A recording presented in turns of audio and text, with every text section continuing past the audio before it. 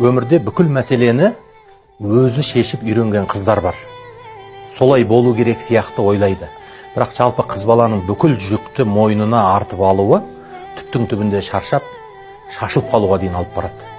Себебі қыздың жаратылысының өзі бүкіл сұрақты шешу үшін емес, шешілген сұрақтардың саясында рахаттанып өмір сүру үшін болатын.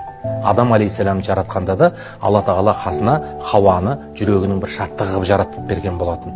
Бірақ кешегі кеңестік кезең қыздарды сахманға салды, құрылысқа салды, аспанға, космосқа ұшырды да қыз бала бүкіл жауапкершілікті арқалап жүру керек сияқты қылды. Соған үйренгендіктен әлі күнге дейін кейбір аналарымыз, қыз балалар еркектерге сенбей бүкіл сұрақты өздері шешкісі келеді. Сондықтан бүкіл сұрақты шешу мүмкін емес, Аллаға тапсырып үйрену керек. Және әлсіз болса да ер азаматтардың жауапкершілігін арттырып, еркектерге арқа сүйеуге тырысу керек, үйрету керек.